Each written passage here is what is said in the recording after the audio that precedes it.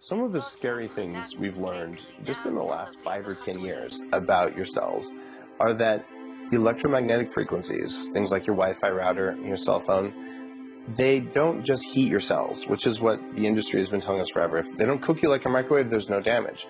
There is overwhelming evidence from military studies, from other studies, showing that these types of electromagnetic frequencies inhibit mitochondrial function. In other words, they take these batteries in your cells and they make it so the battery can't build a charge the way it should before. So it makes you weak, but it doesn't cook you. As an example, for the last 3 years, after doing a lot of research, I have made a religious decision. I am not going to keep my cell phone near my junk. So my male organs are far away from my cell phone. I wear pants that hold my cell phone against the side of my right thigh.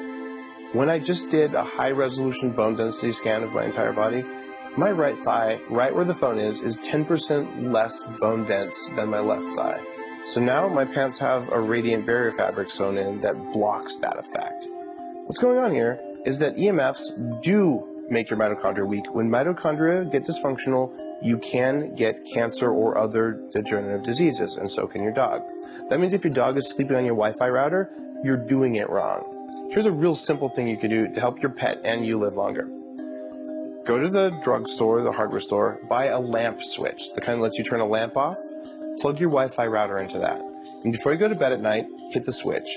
Since you're not going to be checking email while you're asleep, no one's going to notice, but instead of cooking your dog and cooking you and making sure that your cells can't do their regeneration at night, allow them to have the night off.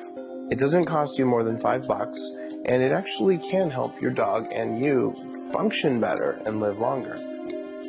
Get rid of your LED lighting.